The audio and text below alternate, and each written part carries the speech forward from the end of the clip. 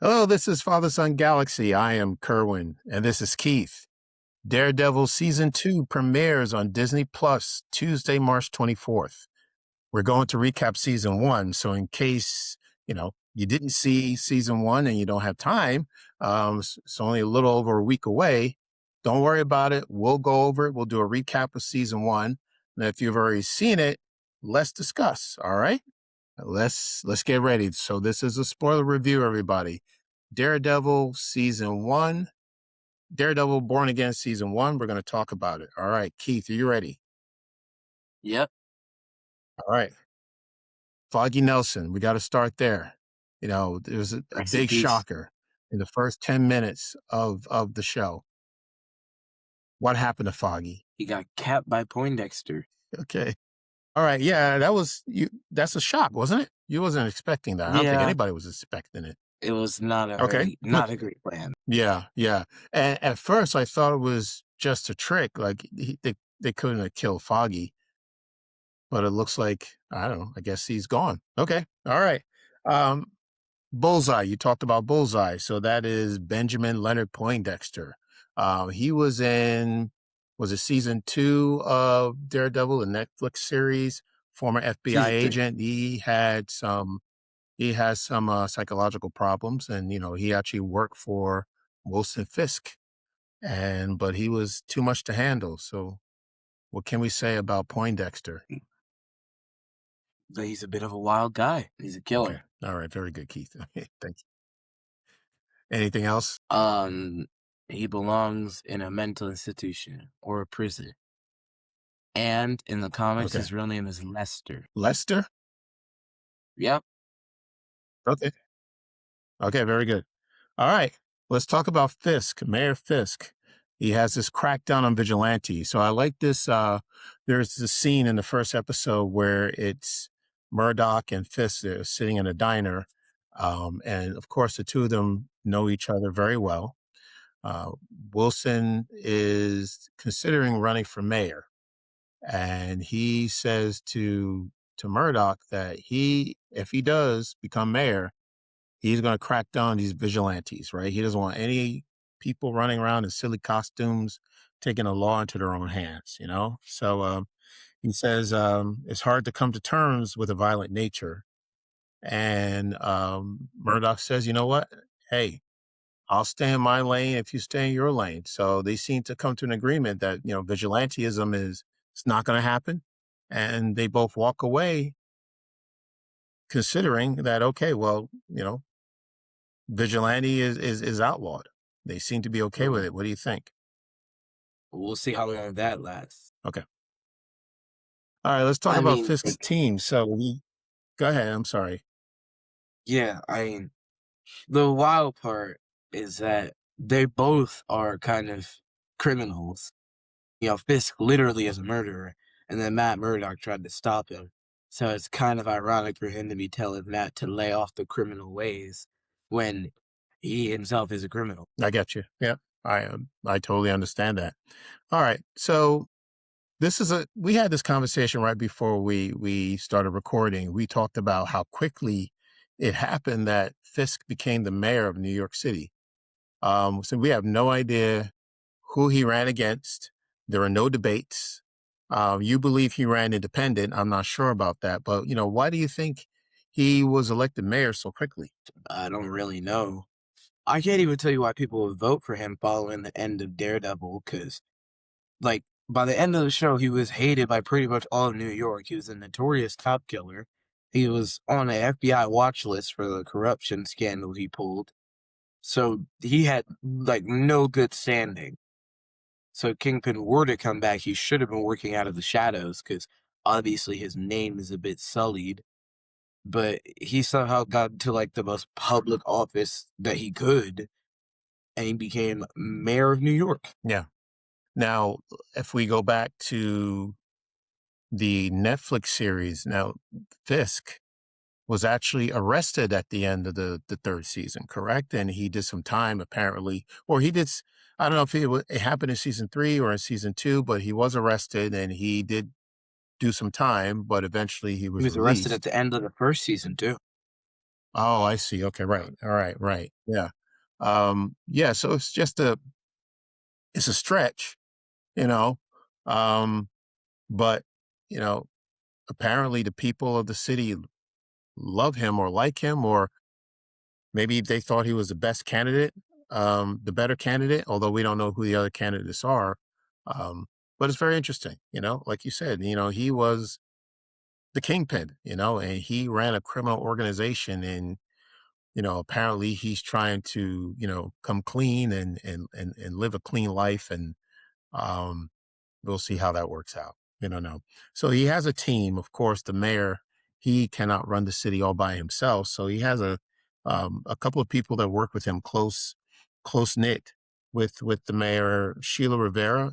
She Yeah. was his campaign director, and they didn't really give us her title, but it seems like she runs it like she's a chief of staff. Like she's in charge of the administration. And then we also Yeah. have Daniel, young guy, seems to be very ambitious, almost a brown noser. I think he really, a couple of things that he said. I'm jumping to the very end. He was so excited to work for Fisk, and he did such a good job apparently that Fisk promoted him um, to the deputy mayor of communications. And he was just all glee. He was like, I don't remember exactly what he says. Like, I'll, light myself on fire for you, Mayor, Mr. Mayor. Or, I'll die for you, Mr. Mayor. So, very interesting person. I don't know, the fate of this character, but he is gung ho about, working for this mayor. Yep. Yeah, and then we also have Buck Cashman. Okay, that's his name. He's kind of an informer, confidant to the mayor, and also a cleaner. You have that. I guess that's the um, it's a character that for some reason always hangs, works with the mayor or some type of big politician. He has this person that only he confides, that the person in political office confides in, and this person knows pretty much everything about everyone. And sometimes, he's out there to do the dirty work. He's It's basically the a new Wesley. Yeah, right, right, right. He seems like a caricature, like we've seen these type of characters before in other political shows. So his name is Buck. I just can't get over that name. And of course, we have Vanessa, Mrs. Fisk. Vanessa's a very shady character.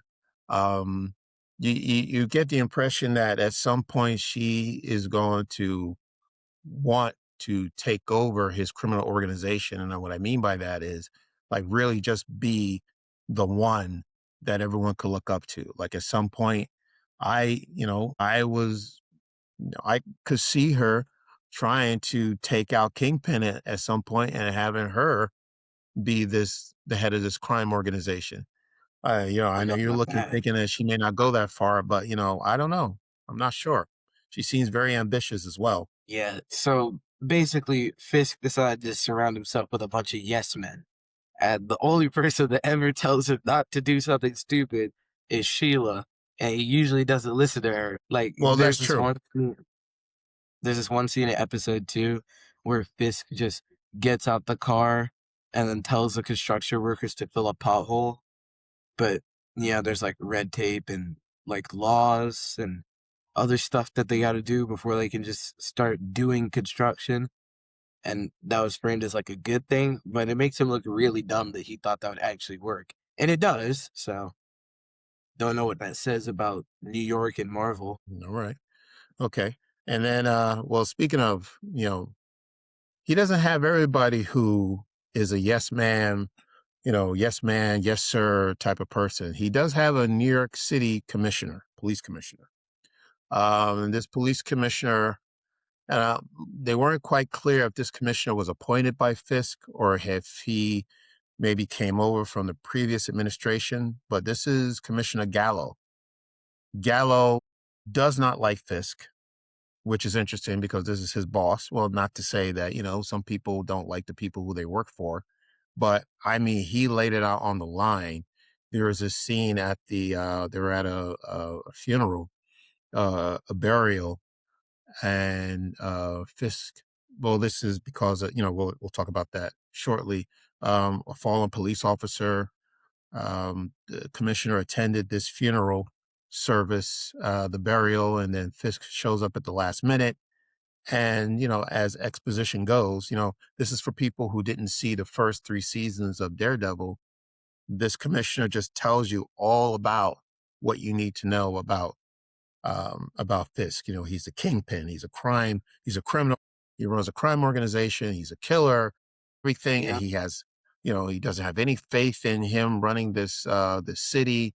He's going to fail. He put Wilson in his place. And I was very surprised that Fisk kept his cool, just took it and walked away. Yeah. So we do have a police commissioner who is giving him some pushback. So we'll see how that goes. All Yeah. right. I mean, like, I'm surprised that his opinion is not the one that most of the people have about Kingpin. I can't stress this enough that people should hate him a lot more than they did to get him elected. But Yeah. ignoring the Yeah. real world allegories. I got you. Yeah. Yeah.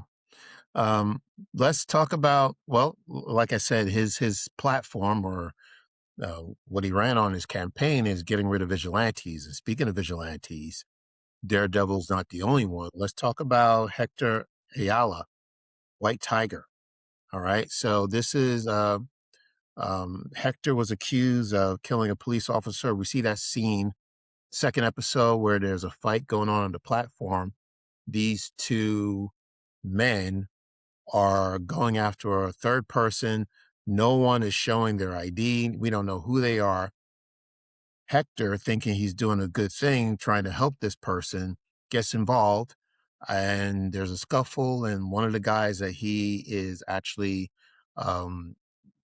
in coming to blows with, accidentally loses his balance and gets run over by a train. All right, so this is in a New York City subway. And then the other person identifies himself as an NYPD. Hector gets arrested, and of course he needs a lawyer, and that's where Murdock comes in. And of course, he only shows ID after his buddy's dead.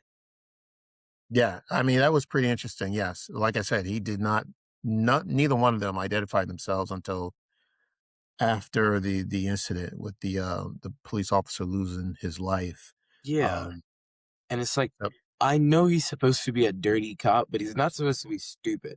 Because they've apparently worked with this guy before as they went over in court. And it would have been way easier if they just showed their IDs to Hector, said NYPD business, move along. He probably would have left and they all would have been good. that's true. Right. Yeah. But yeah. Yeah. So this is Officer Powell is the one who identified himself. It was Officer Shanahan that lost his life. So Powell, of course, wants revenge on Ayala, and he is a witness. Officer Powell is a witness to the prosecution. And like I said, Murdock is defending Hector. Now, Murdock tried a tactic, um, controversial, but his goal was to try to get Hector Ayala off somehow. And it wasn't looking very good because, you could look at the jury and you look at the police officers in the courtroom, they seem to all be against this defendant. So Yeah. Murdoch had the idea is, Murdoch found out that he also goes through the cities as this vigilante called White Tiger. Um, who else, but, who knows better than Murdoch about having this dual identity where you think you're doing good for the community, but it turns out, backfiring. So he mentions to Hector, okay, well, why don't you got to let the jury know the good that you've done for the New York City community. And they need to Yeah. know that you are White Tiger. And then after after people, find out that you're White Tiger, that you should consider giving up this secret identity and just live your life as Hector. And, Hector says, what, I can't do that because, it's being the White Tiger is like breathing air. This is something that he's passionate about, fighting crime and helping people and saving people. So he refused to give up that identity. Um, but Matt did something that he really didn't get Ayala's approval on, and he exposed his secret identity in the courtroom. Can we talk about that? Sure, go ahead. Because that probably got to be like the wildest scene in the show from a writing standpoint. Because in the earlier scene, he, the judge, and the opposing lawyer all agree that they were going to keep the White Tiger stuff out of the trial. But then Matt Murdock decided to go behind both of their backs and then reveal it. So he probably should have lost his license and been disbarred for that, because that's a wild thing to do in court. Secondly, he didn't even get Hector's permission, and he could have ruined his life with that, and he literally did. And three, like, what reason did he have to do that? I know he was trying to get like a character testimony, but Hector was in the army, so I don't know why they didn't just pivot to that instead of revealing his identity, because being in the army does a lot. And speaking of being in the army, separate point, the White Tiger trial is just the Punisher trial with a new coat of paint, right? Because think about it. The person who's on trial was in the army, right? Is a vigilante, did a killing, and is on trial for it, right? And they get a star witness up on the stage. And after all they went through, they sell the bag. And then our main character gets off on the charges, or in Frank's case, just breaks out of prison and then supposedly dies. Yes. Yeah. Well, I want to go back to what you're saying as to why did Murdoch choose to do this? You know, uh, it's yes, it is controversial, but he really thought he was doing a good thing. That's a good point that you brought up his years of service in the military. Ayala, he could. Yeah, you're right. Murdoch maybe could have used that as his defense. That he is a man who has served his country, and he also serves the people of New York City. Maybe it wasn't necessary for Matt to bring up the point that he's White Tiger. Um, I was trying to understand. I was trying to see Matt's point. I still think it wasn't intention of course, it wasn't his intention to get Ayala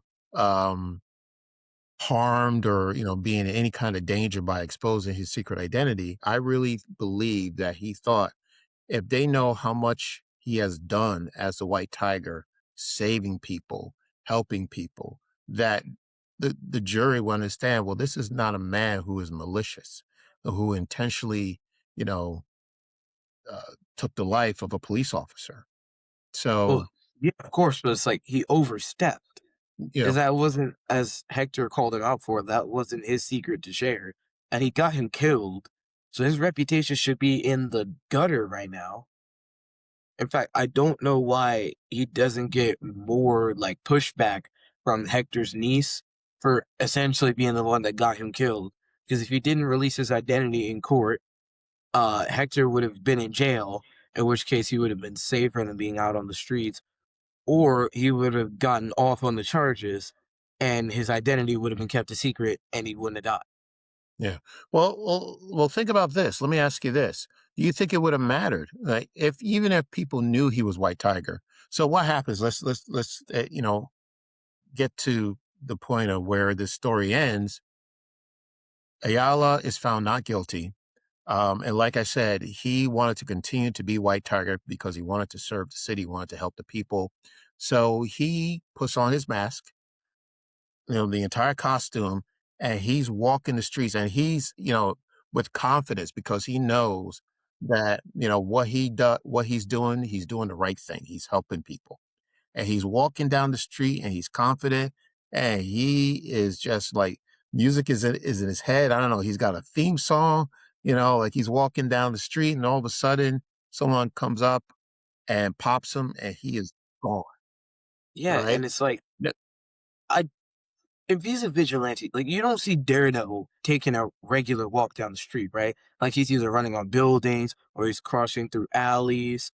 He doesn't just walk out in the open. So it's kind of odd to me that I know White Tiger doesn't have Daredevil's like abilities. He's just a regular guy. Actually, he kind of does because he has the amulet, and they never say what the amulet does.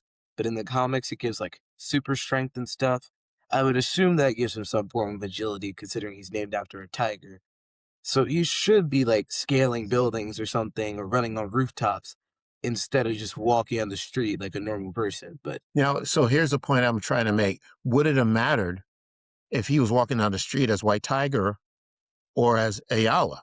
Because they've seen his face, they know what he looks like. So he could have been in danger with or without the costume, with or without the mask, don't you think? yeah, but I think the thing is, it would have been a lot more public if it was Hector that died, because he got shot in the White Tiger costume, which means that from Fisk's point of view, they could pass it off as him being killed by some random criminal or him dying heroically. They could spin it however they wanted because they are the forces of power at that point. As compared to Hector dying, it looks a lot worse because he died as a regular guy immediately after getting off on his charges, as compared to him putting himself into the line of danger as White Tiger. Yeah, I see. And then having him lose his life while wearing the mask just makes Fisk look good, because when Fisk found out that he was found not guilty, that made him very unhappy because, again, he's trying to crack down on these vigilantes and he's not going to allow this person to get away with it. So, I'm sure he was behind the person who actually did the job and took this gentleman out. Oh, he was. It was the Punisher Yeah. cop. Yeah, absolutely. And by the way, I want to say that this character, Hector Ayala, was played by Camar de los Reyes, who Yeah, rest in unfortunately peace. passed away a few years before the season began. He played, he was only in for a couple episodes, but he played a very memorable character and he did very well, an unforgettable character. So thank you to Camar de los Reyes for that portrayal. All right. Okay. I got a quote. I got a couple of quotes from Wilson Fisk I thought was pretty good. Um, and this is what he stands on regarding vigilantes. He says, these vigilantes are a threat to any society that is based on the rule of law. He keeps mentioning the rule of law. A man who wears a mask to cover his face is a coward. These vigilantes are not heroes. The rule of law must prevail. There again, he says the rule of law. So that's his take. All right. So, all right, let's talk about another character, BB Urich. What do you have to say about BB Urich? Yeah. So I brought this up earlier in Yeah. conversation, but the way they frame it in the show, BB did that little interview with Fisk while he was in the, race to become mayor. And he won. I think it was like 51, something around 50-50. And if we assume that she has as big a following as they display in the little like segments, which I think is a really good exposition method, then she probably gave him the extra points and voters he needed to win, which looks really bad on her part because he killed her uncle and she put him in the mayoral office so he could kill more people, which he does. Yeah. So let me just explain. Ben Urich, in the first season of Daredevil, Ben Urich is a journalist who was working with Karen Page, very closely to try to get information on Wilson Fisk, to try to take him down, try to get some, evidence in regards to his criminal background. And he really got very close to indicting or capturing Wilson Fisk, but Wilson got Too to him close. first. Yeah, Wilson got to him first, and he took the life of Ben Urich. Now, a Yeah. few years later, we have Ben Urich's niece, BB Urich, who is, like you said, I can't vouch for what you're saying, Keith, because I don't have enough information to say that maybe because of BB, she was the one that helped put Wilson over the top and have him elected as mayor is possible. But I think there was a reason for that. I think she did that because maybe she wanted to get him in a position where he is, very powerful, high stakes, and then take down this person, So this she was very setting up powerful the dominoes person to off his knock him pedestal. over. Say it again. She was setting up the dominoes to knock him over. Yes, right. So she waited until he got to a point where he is the mayor. Like, what is a bigger story than having this reporter take down the mayor of one of the largest cities or one of the most populous cities in the world? Yeah, but now she has blood on her hands. Because Explain. White Tiger being killed and all the people that the Punisher Task Force kills, all the people that Fisk kills, in a mayoral standpoint, Commissioner Gallo, all those deaths are on her partially. Because if she did try to get Fisk in office, knowing that she had her uncle die to his hand, she would think, right, that Fisk would do that again. Because he did that on a small platform with literally no leverage.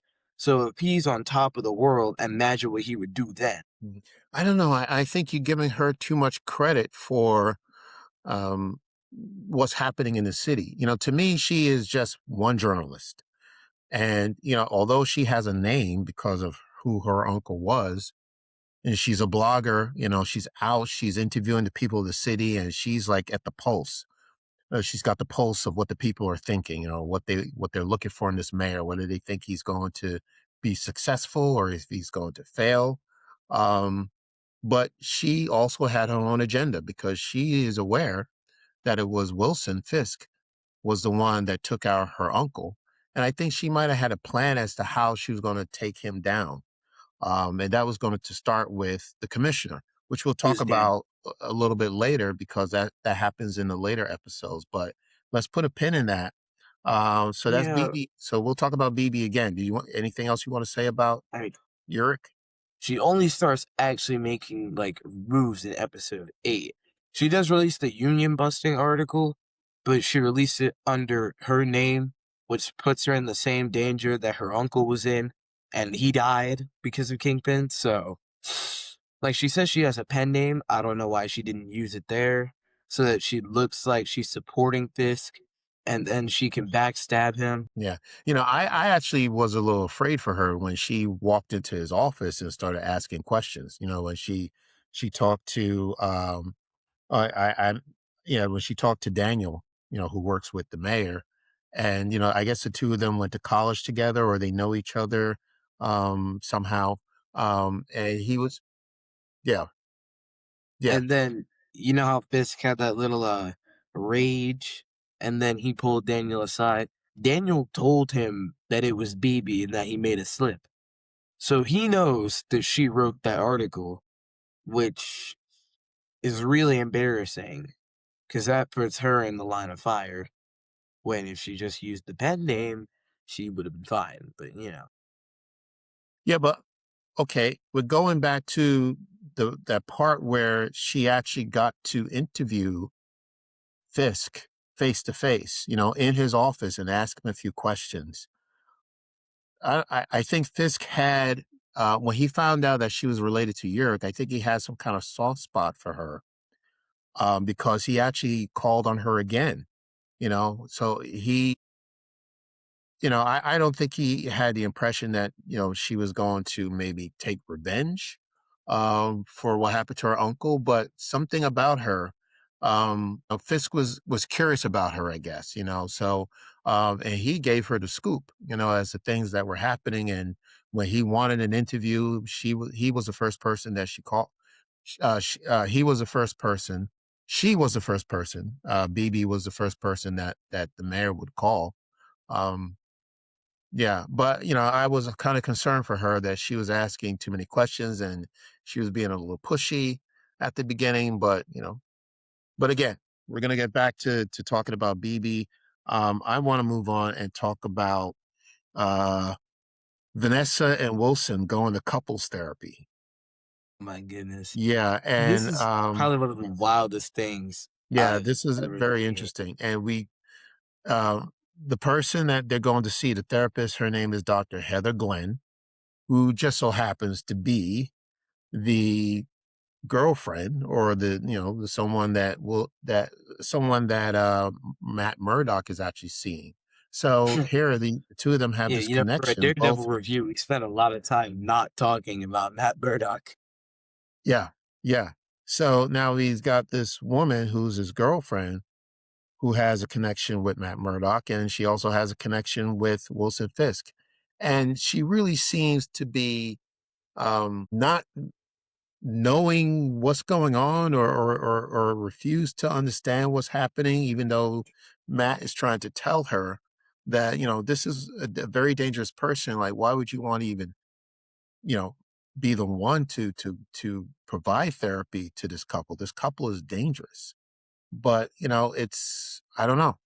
She just seems naive as to, what's happening with the mayor and, the vigilantism. We know that she doesn't like vigilantes any more than Wilson Fisk does. So maybe that's the connection. Like she wants to see these vigilantes. She wants to see these vigilantes off the street.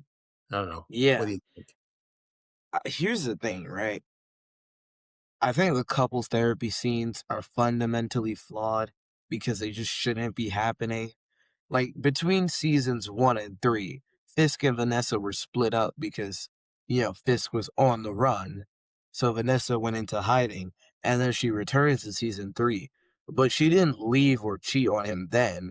So I don't see why him recovering after getting shot would make any difference because the same thing has happened before. I don't really know why they had issues because they seem to be perfectly fine. Better than ever in season 3, actually. When Daredevil and Bullseye were beating up Kingpin, she didn't leave. She stayed with him. She stayed with him up until he got arrested, up until the whole deal that Fisk made. Like, Fisk literally put himself in prison for the sake of Vanessa. So the fact that she would, cheat on him, kind of weird. Yes, let's okay, yeah, let's talk about that. So this was a not a big moment in the series, but very important. The reason why they're in couples therapy is Fisk was gone for a period of time. Was he in prison maybe? They I were think that's after he got shot by I see. Okay. All right. So, well, there was a time when Wilson and Vanessa were separated, and apparently, she had relations with another man. And Fisk found out about it, and he just could not get over, you know, you know, him being cheated on by his wife. So he And put him in he went. prison. Go ahead. He put him in prison and then used him as I guess like a punching bag. That's what I was thinking. Yeah, there was a very interesting moment in the series where it is Daredevil.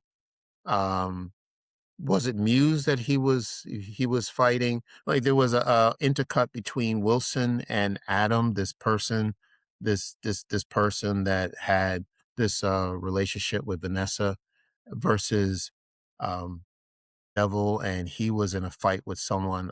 Yeah. Now I'm trying to remember who it was. I don't remember. I Was it think it was Bullseye? Muse. Was it Muse? Okay. Yeah. So it was So like there's Wilson this, versus Vanessa's affair partner and right, Daredevil versus a serial killer. right. And, it occurred to me like, so to me, this was an example of the two of them being one and the same. I thought, you mentioned something about, Kingpin and Daredevil having similarities, similar Yeah. qualities. That's what the marketing's all about. The light And and they the dark. do. Yeah. And, That's and like they the do. core spark. Yes. Yeah. And they do have similar qualities because they both had trauma at a very young age, when they were, young boys.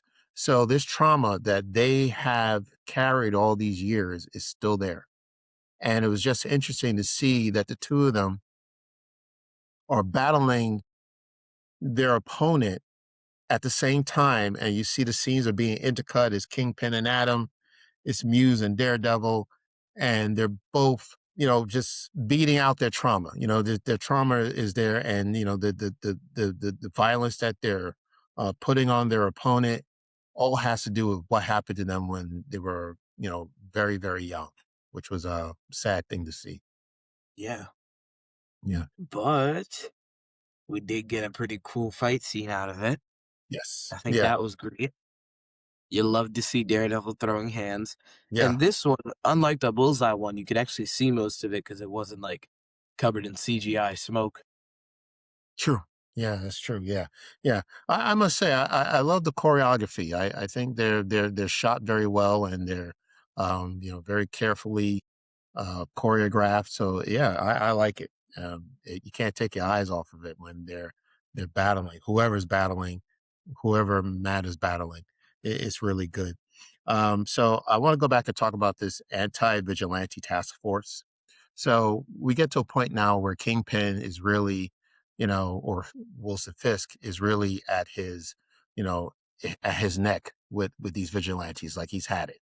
So what he does is he puts together this task force of these bad apple cops, meaning these are cops that probably have criminal records, police officers who has broken the law in the past.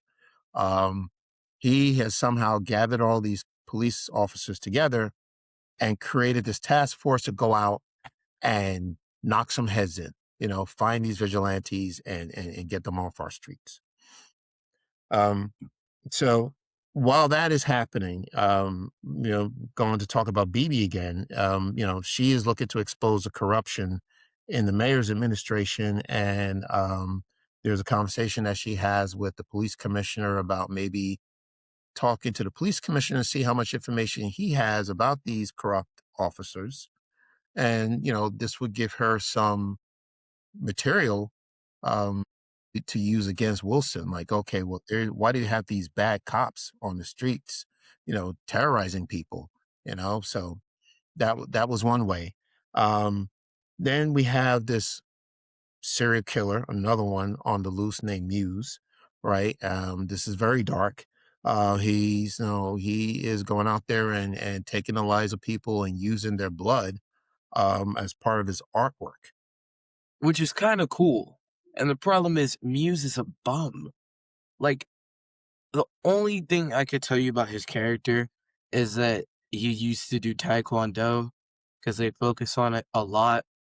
And we only really see Bastian Cooper twice because we see him once when Heather's doing the little book signing and he comes up to her and he's like, yeah, I need help. And then we see him again when they do the reveal that he's actually Muse. And then he kind of crashes out.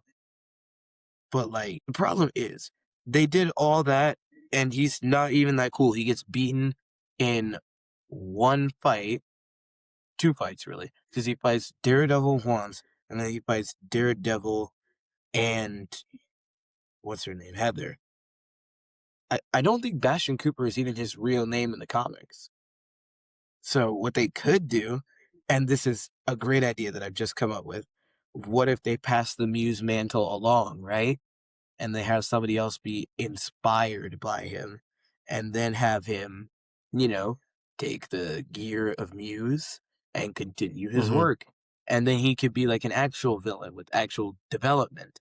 And they can, get a nice arc out of that. So this would be like a copycat killer, have somebody who, takes on the persona of a Muse, but is not really Muse. Pretty much. It would also Yeah. present a nice problem for the Anti-Vigilante Task Force, because if they make it look like it's the same Muse, it just sounds like they didn't do their job and they lied, which would be a nice little conflict for Kingpin to go through. Yeah. But, Now, yeah.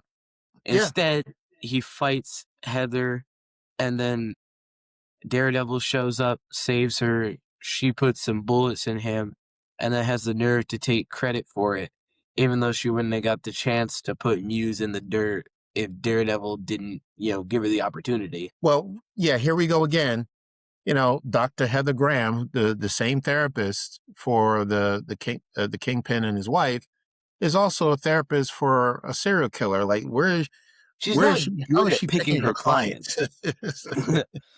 Yeah, It's like, how are you this stupid to yeah, have two murderers doing couples therapy, a serial killer, and your boyfriend's a vigilante who has bad history with one of your clients, and you decide to not listen to him, even when one of the guys who works for Fisk shows up to your house, even though he shouldn't know your address, and Matt Murdock is the only one to raise issue with that? yeah.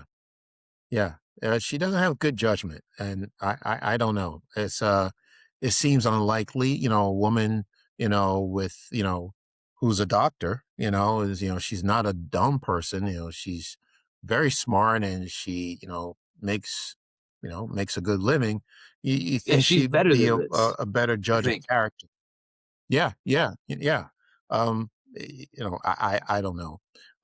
But you're right, just talk about what happened and, Muse as, Bastian Cooper came to see her for one last time and he revealed himself as Muse and he makes her his next victim. But Daredevil As comes to in and saves her. This is happening in her office. He saves her. Yes, she does, fire the gun that takes Bastion down.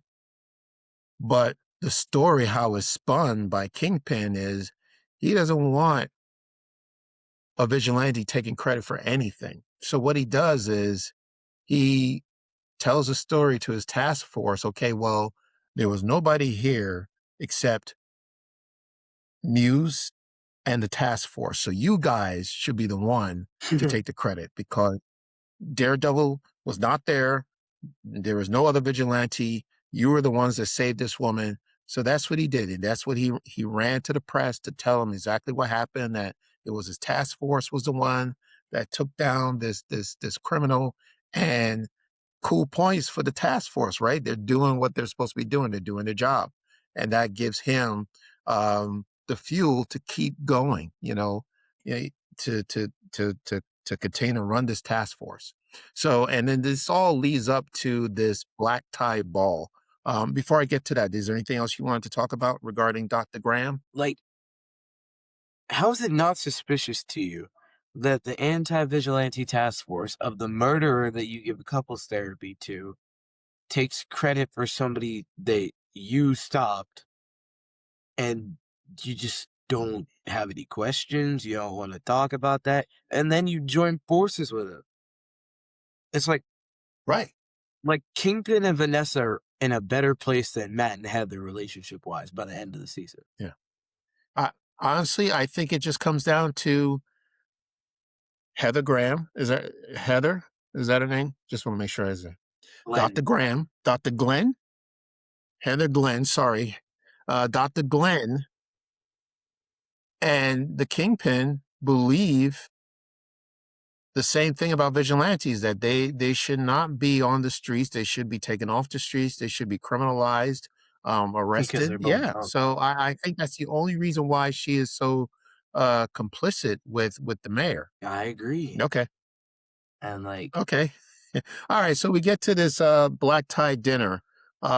So Wilson is trying to revitalize this section of Brooklyn called Red Hook. So he wants to build, I don't know. Uh, he just wants to, he's got this project going. To me, I think it's just a front, for his criminal organization.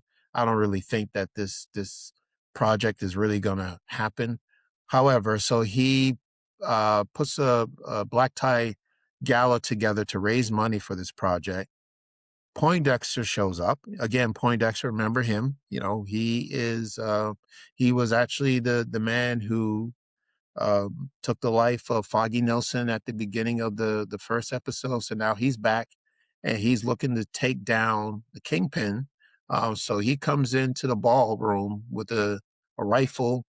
He has a shot. He takes it. Matt Murdock jumps in front of the Kingpin and takes a shot for him, saving Wilson Fisk's life. All right. And what does Wilson Fisk do to repay Matt Murdock? Oh, this is pretty interesting. So he's having a conversation with Buck, his confidant. Yeah. You know, you know, Buck says, "Well, how are you going to handle this? Because this guy actually saved your life. This is going to complicate things, isn't it?" And Pink Kingpin says, "No, not really, because a dead hero is better than a live vigilante." So Yep. in other He words, says, "Don't kill that." he assigns Buck to take out Matt Murdock, which he fails to do. But instead, he also hires the power company, Wilson Fisk, to shut down all the power in New York City, so that, to cause chaos and confusion and terror in the city. Um, so, so this is pretty much how, the finale comes to an end. We'll talk about finish up talking about BB and her, this business relationship that she's trying to form with the police commissioner. As we said, once again, the commissioner is not a fan of Wilson Fisk. He also becomes a victim. And there's a scene that is probably the most gruesome scene in the entire series. Um, and it's so unrealistic, that, the way that Wilson ended this man's life. And you have these people, these police officers, part of the task force, and people that work for Wilson Fisk just standing around Yeah, like a while bunch of planks of Wilson cardboard. is committing bloody murder. And then I don't know why he had to make it a public killing. Because never in the original show did Yeah. he kill somebody publicly, except perhaps in front of Vanessa or when he had Bullseye do it.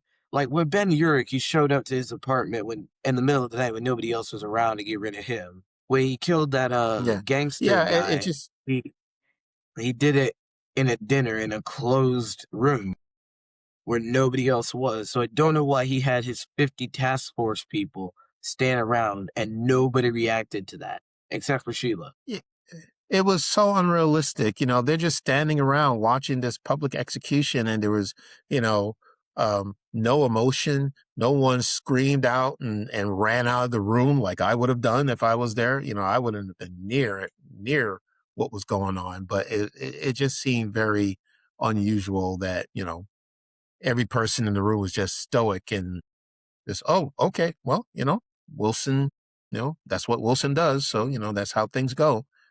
It's, it didn't work for me.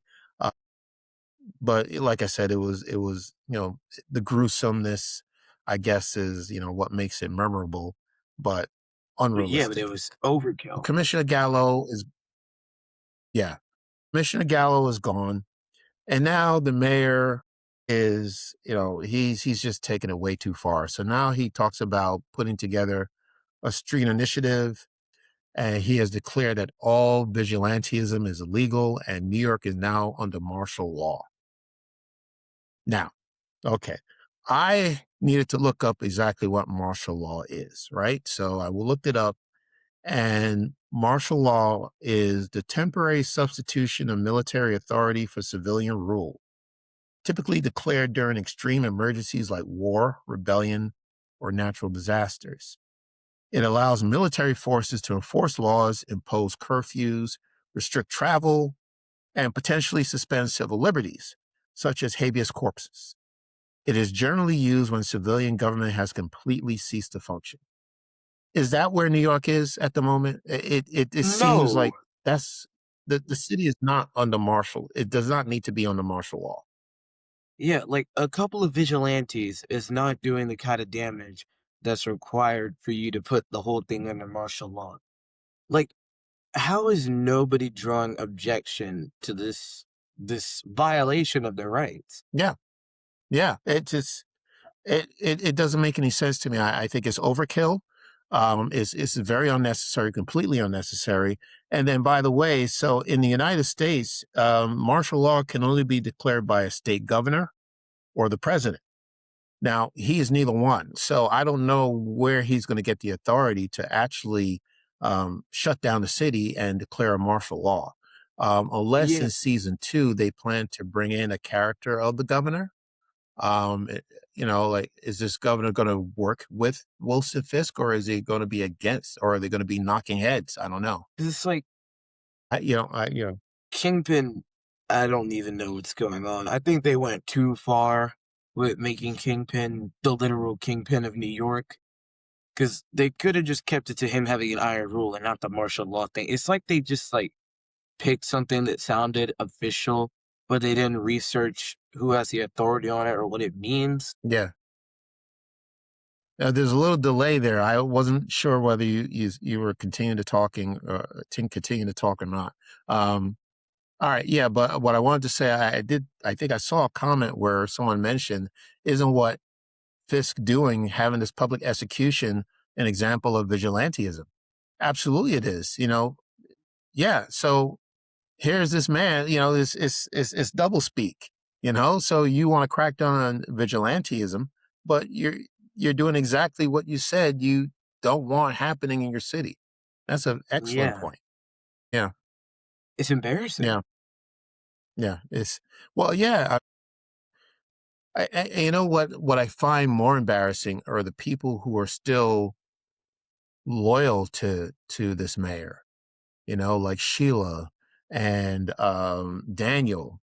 Like and Buck. They seem to be okay with all this. But who knows? Maybe at some point they're gonna get to their breaking point and they're gonna try to escape this administration. And I mean, we'll see what happens this season too. But to finish up, so happy to see Matt and Karen and Frank Castle back together, working together. Yep. I wish Foggy Yeah, was there to yeah, see it. yeah. So do I. Yeah, I really enjoyed the three of them. Their camaraderie. I love their friendship. I love seeing them work together at the law firm. But yeah, I am gonna miss Foggy. But it does look to me that this is not a dream. Foggy is gone, and we just have to move on. Um, I enjoy the ending of this episode because Murdock, in a voiceover, says something that was very important. It seems to me that he's preparing a team to take the city back from Wilson Yeah. Fisk. And then he Going says, back to resist. Foggy for it. So go ahead. You know how he has like a wife and parents and a brother? How come we never got like a funeral scene? None of them even showed up to the trial of Poindexter. Yeah, that's a good point. That was an oversight. Yeah, you're right. Yeah. Foggy had a And family. Yeah, speaking of that's a characters very that good don't point. show up, Yeah, Mr. Maggie should have definitely shown up because Matt was in a time of crisis. yeah, Brett Mahoney, I'm sure he would have had something to say about Kingpin taking over the NYPD this time as the mayor. Mitchell from the Bulletin, you'd think that he and BB would strike up a little bit of an alliance, being journalists against Fisk and having connections to Matt Murdock and Karen.